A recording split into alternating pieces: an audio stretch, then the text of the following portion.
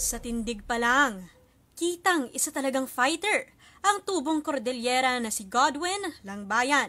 Kwento niya, bata pa lang ay namulat na siya sa martial arts. Na-influensyahan din lang po ng parang mga movies, mga pong bata ka, 'di ba? Pag Oo, oo. nanonood ka ng martial arts movies, na-influensyahan ka. Parang yun yung doon nag-start.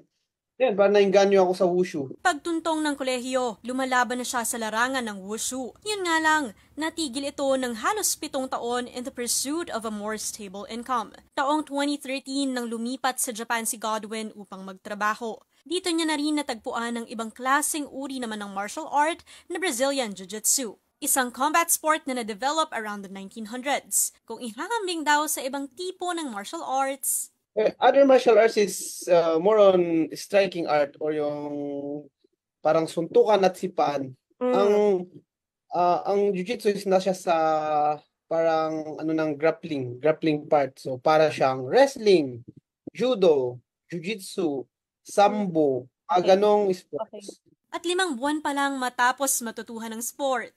Sinabi ko magkukumpit ako sa professor ko, tumawa siya. Sabi na, Bakit? seryoso ko ba? Kasi feeling ko dati, parang baka same lang to ng striking sports.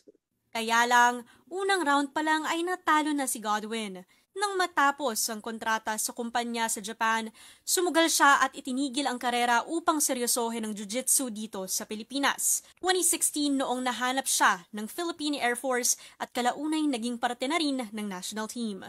Dati parang okay na ako sa 8 to 5 job, tapos ngayon, at least, nagkaroon ako ng opportunity pa na i-represent ang Pilipinas. Sa dinami-rami ng pinagdaanan, isa lang din pala ang paroroonan ni Godwin. Yan ang World Jiu-Jitsu Championship sa Nagoya, Japan nitong nakaraang Setyembre lang. Ang inuwi niya, 2 gold medal lang naman. Pero sobrang hirap talaga. Kaya ako na-injured kasi may 2 points ako Oo.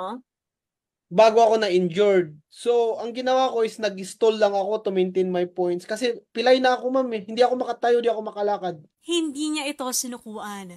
At sa katunayan, isa na siya ngayong black belter. Sa ngayon, focus naman siya sa sambo.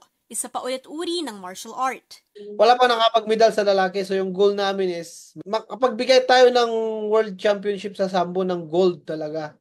For Godwin, it's never too late to pursue your dreams. Lalo na't ngayon, isa na siya sa mga atletang nakapag-uwi ng medalya sa Pilipinas. Mobile journalist Denise Baldesancho po, hatid ang mukha ng balita.